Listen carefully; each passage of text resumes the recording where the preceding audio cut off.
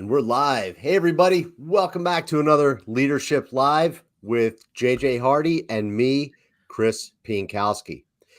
JJ, happy Friday. How you doing today? Oh, man, I'm great. I couldn't have asked for a better week. Everything has been going wonderful. How about yourself? No complaints. The week has kind of flown by, probably in anticipation of a long weekend. But it's just been a busy week, and I'm looking forward to a few days off. Yeah, it'll be nice. Yeah. Yeah. Well, not that I have Monday off, but, at least I get Saturday and Sunday to do my honeydew list. There you go. So what are we talking about today, Chris? So today we're talking about pivoting as a leader. And, it's a topic that I think has some negative connotations, but it's a topic that is so important to be able to kind of wrap your head around from a leadership standpoint, because it's something that needs to be done when it's done right. So today we're talking about pivoting. Okay. Well, it's interesting that you kind of mentioned that sometimes it has a negative connotation. When I think of pivoting, I don't think of it as negative at all. To be honest with you, that's when you pivot, it's really the idea that you are avoiding failure because you're just not giving up. And what I mean by that, for the people in the audience who may not know, because I know you and I are tracking like Scud missiles here, but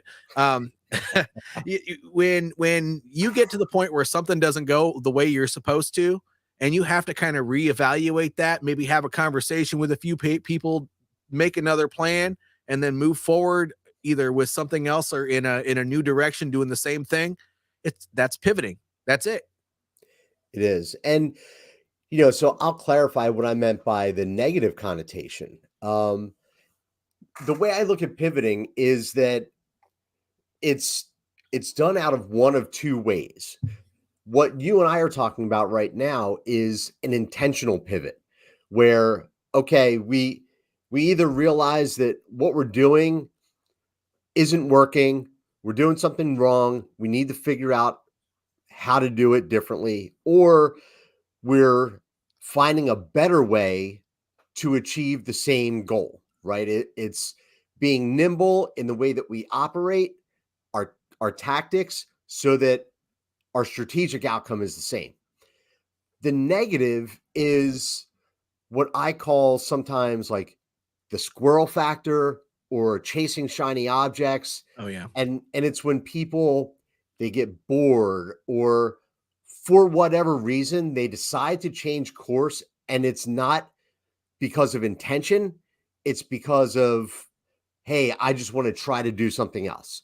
So I think a lot of times people will hear pivot and they're like, okay, was it a true pivot, or were they just chasing a shiny object? Whereas a true pivot is you and I come to a crossroads and it's like, look, we need to take the road to the right, where we thought we were going to take the road to the left, but that's the best road to get to our outcome. Huh. Well, I'll tell you what, I think you just described being an entrepreneur. That I think that there's positive and negative to chasing the shiny object. I'd like to dive into that a little bit. Being an entrepreneur is just that. You go in, you have this great idea that you want to take to market, and there are a lot of people in our audience that are thinking about doing this or have done it already. And chasing the shiny object can be a positive or a negative thing. It just all depends on what you're chasing and why you're chasing it. And for me, I'm just going to be candid with you. I didn't take a new direction, but I added a couple things to what I'm doing for my program because I have a passion for helping veterans and people in career transition. And yeah, that could be considered a shiny object, but the reason I got into it is because there's a passion there. And by the way, Sure. There's something that is profitable there, and it kind of goes along with leadership anyway. I mean, leadership, life, transition, moving forward to new things. Leadership can mean about a million different things. But when without going down a path that doesn't need to be gone down, there are other things that I have done as an entrepreneur that I would say, without a better way of saying it, they were just stupid. I spent big money Sure. on something because I thought it was going to benefit my business.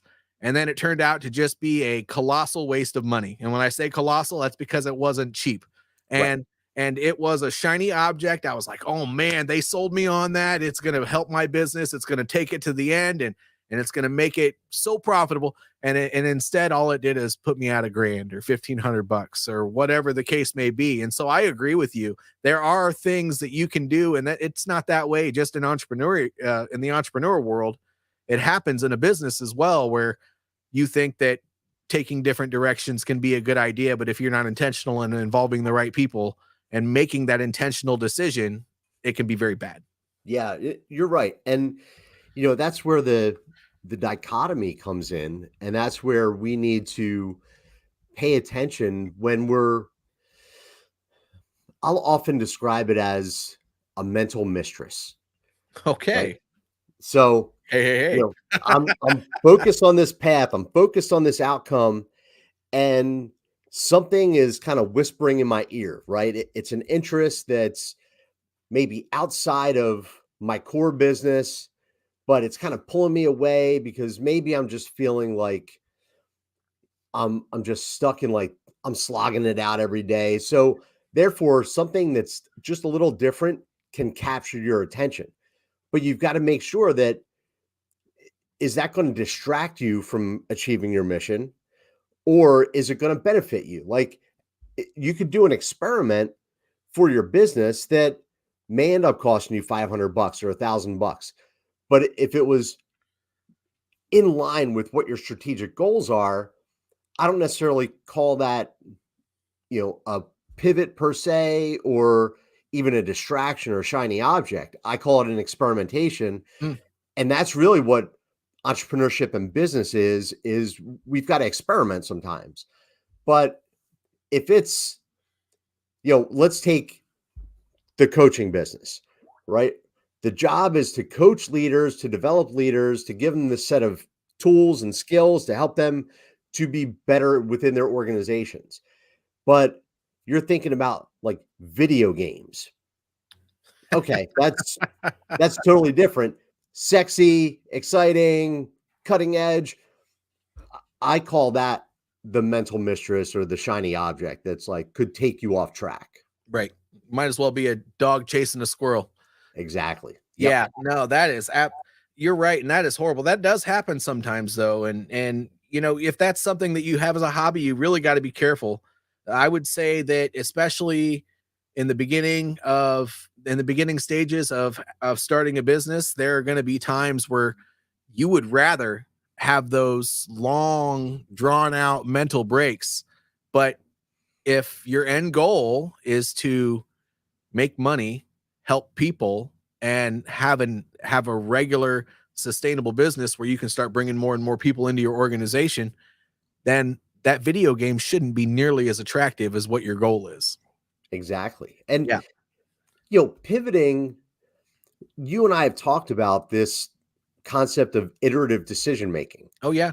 And that can drive a pivot, because you'll get people, and you and I have both seen this, where someone's like, I need to lay out all 100 steps of my plan in order to achieve X.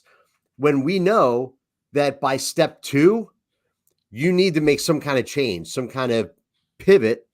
So instead of laying out all 100 steps, let's take step 1, take action, and then iterate along the way. And that's going to involve pivoting. Yeah. And I like the idea of having with each course of action, having an alternate for each course of action, just so that when you're in the middle of it, at whatever stage it starts going wrong, you have something to move into while you're replanning and prepping and well, while you're in the process of screwing it up, which that's Right. it happens sometimes. I mean, as a matter of fact, it happens a lot. I don't think there's ever been in my career a whole year where we didn't screw up at least half a dozen things. It was always that way. And you're right. So that there's also a tool that we use to help us figure out when we're in the middle or at the end of an exercise, or maybe we're in the middle or an end of executing a new strategy or a plan or some sort of an initiative for the organization, where we you and I have talked about this before as well, the AAR. I love the Yeah. AAR. Yes. Just taking a step back, getting a couple of the key players, pulling them off to the side and saying, hey, what's going right? What's going wrong? What can we sustain and what can we improve? And, when should we start kind of making those changes? And by the way, that when you start making those changes, that is a pivot. That's right. If it doesn't follow your initial plan, which rarely plans do, rarely execution follows a plan, it usually does pivot 2, 3, 4, 5 times, and it ends up being something different. And that's why when you start getting the right thing going on, you start creating an SOP. But when you're in that process of moving forward with something unknown, or even if you've been doing something well for a long time and you have a monkey wrench thrown into things and you have to figure something new out, it's very important to understand that you don't need to just keep doing things the same way over and over and over again. You need to make it, maybe not a major pivot, but just a minor adjustment sometimes to make sure that things just keep going with the flow of whatever you're doing. Yeah, little course correction. Little course correction. It Yes. doesn't have to be a hard right turn. Nope. And you just made another point for not laying out 100 steps of a plan. It doesn't work. It doesn't work because what happens is you get so focused on what's step 11, 12, 13. Now you're like your head down, you're not seeing the whole picture. And that's where you're going to run into those monkey wrenches. And it's going to be like an oh shit moment. Yep. Where, hey, if you don't know what step 10 is because you're only on step 2, that monkey wrench has a much smaller effect on the entire outcome. Yep. Well, and then when that monkey wrench is thrown in there, sometimes the right way to move forward with it is just to keep moving forward until you figure out if there's even a change that needs to be made, because sometimes Murphy just steps in and you can't really control that. That's right. But it's very important to have that AAR process or some sort of a way to evaluate where you are standing, have those KPIs, have regular conversations with your key players and stuff like that, because you never know when those changes are going to need to be made. And if you don't get the right people involved, if you're not, even if it's only you, if you don't take a step back every once in a while and observe the battlefield and figure out how well things are going, and then you will still have to go back to having a conversation with a person or two to make sure that the right plan is being moved forward with. It's just very important. But that it's not just at work, and it's not just with planning. The whole idea of pivoting can happen in so many different ways. And sometimes we have to make a major life change. And so pivoting can happen there as well. Say you're working out and you're exercising. And at our age, I'm going to be honest with you, sometimes that weight just doesn't come off the way it did when you were in your 20s or 30s. Right. So, now I can't just go run 15 miles and do that 2 or 3 times a week and drop the weight like I used to. Now I have to be more intentional. So that's been an interesting thing to figure out too, because this is just regular life stuff. If I don't want to be the size of a house, I got to make sure that I am taking care of myself so that my body is good, my mind is good, and then I can execute on things. And plus I have 2 teenage kids that, they have to keep up with me. I don't keep up with them. I like it. That's right. And yeah, you're right. I mean, it is, we've talked about so many times how leadership applies to every aspect of your life. It's not just professional. It's not just at work or in the organizations that you belong to. It's with your family. It's with your personal life. So all of these topics that we talk about around leadership, absolutely apply to your everyday life. Yes. Yeah, they apply to everyday life. They apply to work. They apply to when you're dealing with other parts of your family. They apply when you're going into a volunteer event. All these things, right? I mean, leadership is important because it involves what a lot of people consider to be soft skills, Yes. which, if it's not putting a hammer to a nail, or if it's not fixing a piece of machinery, it is a soft skill. I mean, the hard skills are the actual technician side of things. It's the actual doer stuff. I know how to make this spreadsheet. Oh, good. We'll go make the spreadsheet. I know how to build this wall. Okay. Well, what tools do you need, and how do we do this together? It's the actual work. The soft skills, which, by the way, understanding how to plan, execute, uh, take a step back, replan, execute, and pivot, which is what this whole call is about. That's also a soft skill, but Yep. it involves dealing with other people. It involves collaboration. It involves strategy. It's a soft skill. Yeah. So, I mean, this whole pivoting process, the whole leadership process, everything that we've talked about, and I'm going to go ahead and call it season 1 because we've had this discussion. And Yeah. and to be honest with you, this is the right time to probably make this announcement that this is the end of season 1 That's for a right. little while. Today's the season finale. It is the season finale. We probably should have put that in the description, but it doesn't I really know. matter. I just absolutely love that we've fostered um, this environment virtually here where we can go out and say these wonderful things. And I've gotten a lot of thank yous for Mhm. doing it. And I'm sure you have as well. Yeah, absolutely. And if you think about it, you're right. This is a pivot for us, right? It's the end of season 1 of Leadership Live. We've been doing this for 11 months, right? We started in October. We did. Today is the last business day of August. So, we're going to be talking over the course of September about what season 2 looks like. Yep. Season 2 is going to be a little different than season 1 because we've learned. We're going to make some adjustments so that we're able to continue getting the message out so that more people can hear it. Yeah. Well, not only that, but we're talking about pivoting. I'm not going to go into the details of what we're doing in our personal lives unless you want to do that. But I mean, our business is different. Yep. Our schedules are different. Everything is going to be different. So who knows? We might not even go live. Or as a matter of fact, we probably won't go live at Yeah. the same time on the same day of the week, and maybe even at the same frequency as we're going right now, because we have to figure out what's going to work and still provide value while providing value to what we're doing to actually provide for our families. That's right. Yeah. And I mean, I will mention it because it'll be announced on LinkedIn next week, but I've taken an executive role. So, straight arrow coaching is I've been winding it down for the past month. Um, all to be able to transition into this executive role that kicks off on Tuesday the 3rd. So, along with that comes the need for us to pivot and, come up with a different format for how we're going to continue to get our leadership message out there. Correct. Well, and I'm excited about it because since you're going to be working in a company now, Mhm.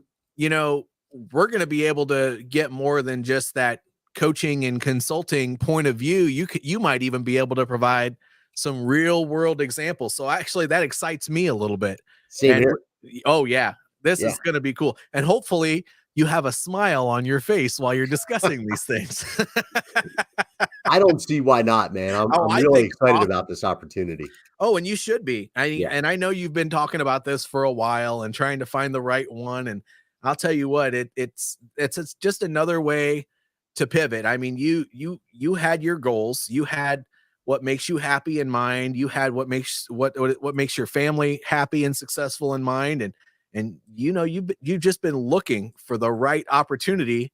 And I love the way you said it. I'm not going to settle for anything other than perfect. So I know this opportunity is going to be awesome for you. Yeah, it Yeah. is.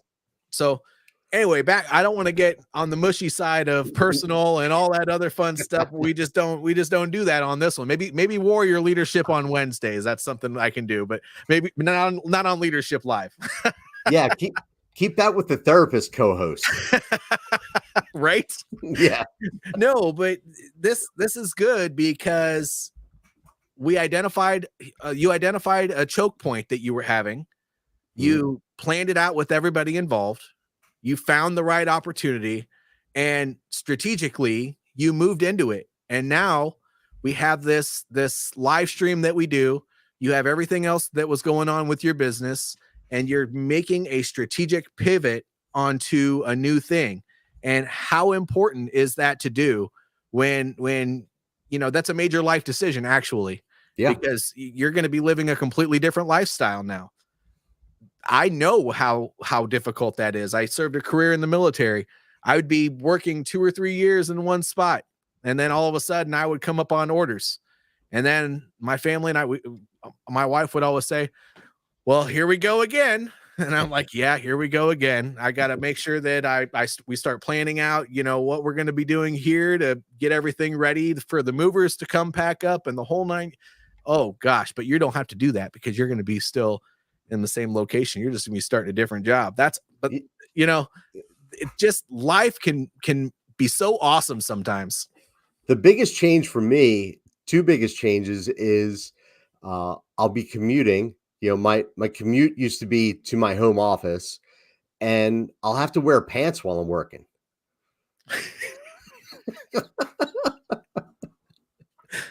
I got nothing to say about that. I have no comments at all. Dude, Because I'm going to be still worn, virtual, so I can't say anything. I've been wearing shorts and like no shoes all summer long. That's right. Yeah, man. I love walking around in socks. That's awesome. But no, you're right though. I like the idea that, and I've been doing this more and more and more lately because I love human interaction. Yeah. The courses that I teach, the workshops, I just recently did a workshop locally over here, and it was awesome. And it was a free one where I was helping people learn how to build their resumes, and it worked, and everybody had a product they were happy with. And I've got a little bit of feedback since then.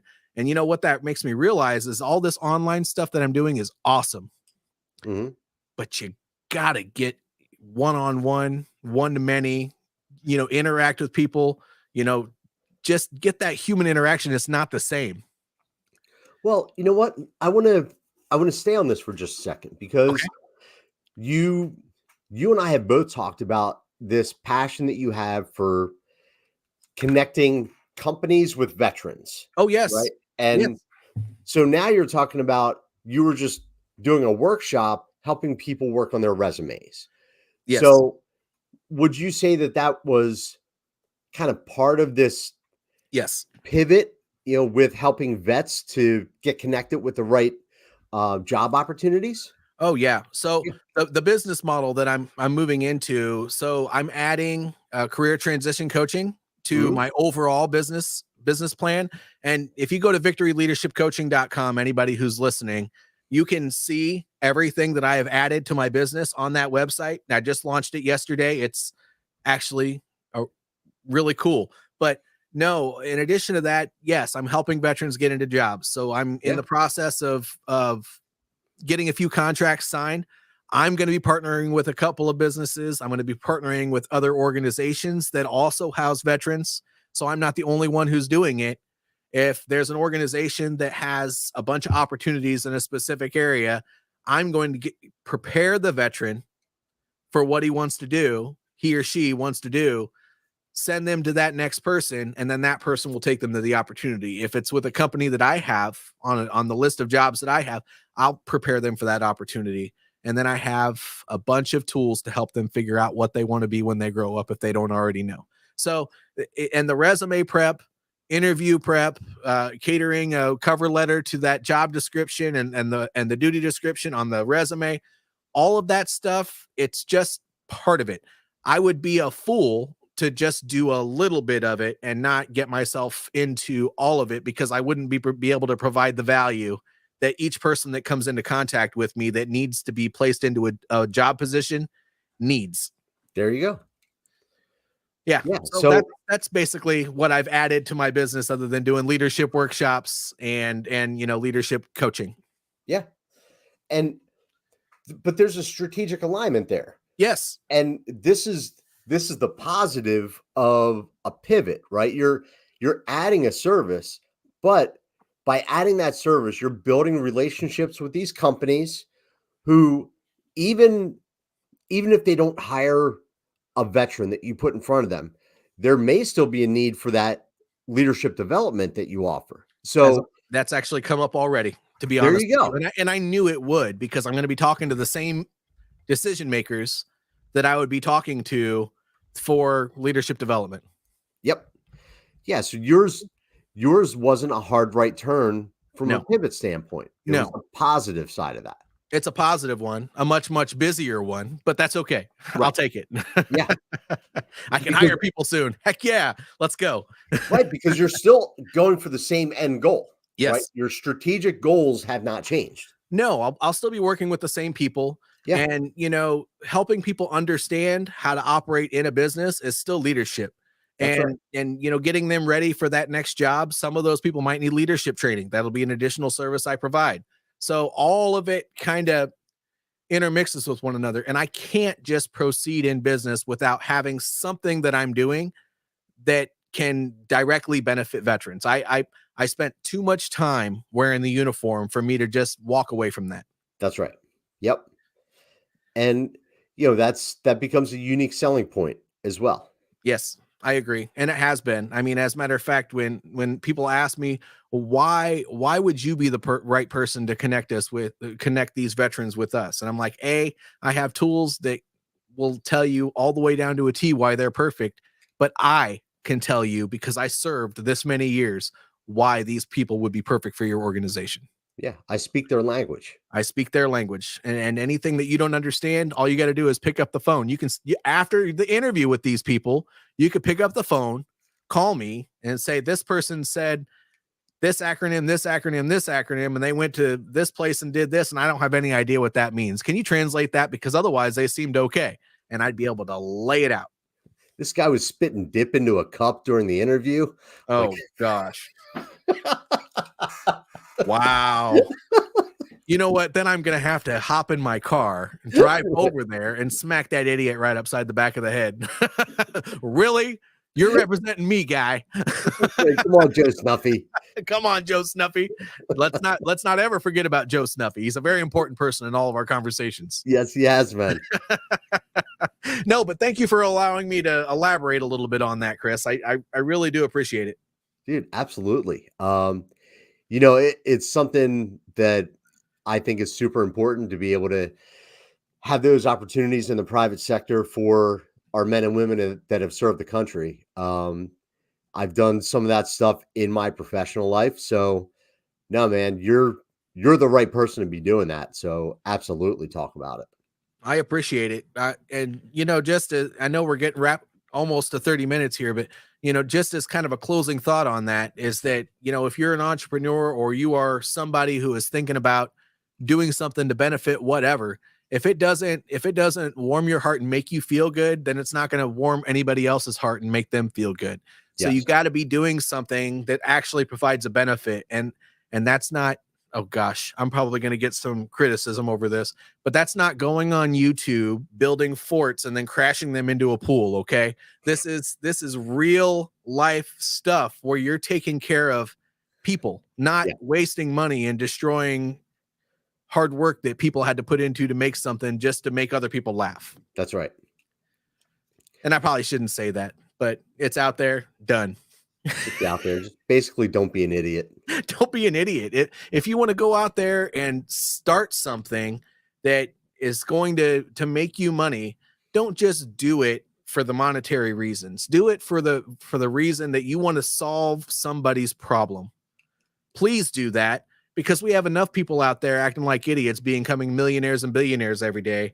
But the people that are out there really trying to help people and organizations, they're struggling because there's too much white noise out there drowning us out. And, I'm getting through that white noise. Chris got through that white noise. A lot of us do, but Mhm. many people fall short because there's too much garbage to get through, because there's too many people boogieing on TikTok and doing all kinds of crazy stuff. So do something to benefit other people. And, I'll follow that up before we wrap it up, but you can also listen to some of these other millionaires like Gary Vee and Gary Alex V. Hormozy, Yes. and Andy Frisella, John Maxwell. John Maxwell. If you're passionate about it, the money will come. Yes. Right? If you're just chasing it for the money and your heart's not in it, then the chances of that money coming are actually much lower. But if you're doing it for the passion, you're doing it because you see an actual need, the money will follow. It will. So, yeah, keep that in mind. Yeah, and back onto the topic of pivoting, right? If you don't have a true reason to do anything that you're doing, then it's that squirrel chasing this shiny object instead of the person who's making that intentional move to make something positive happen. Yep. That was a great way to kind of bring us back on track and full circle. Hey, man, you know what? I got my fishing pole over here and I was just reeling us back in. There you go. JJ, we are officially a minute over. Any final words for the season finale of season 1 of Leadership Live?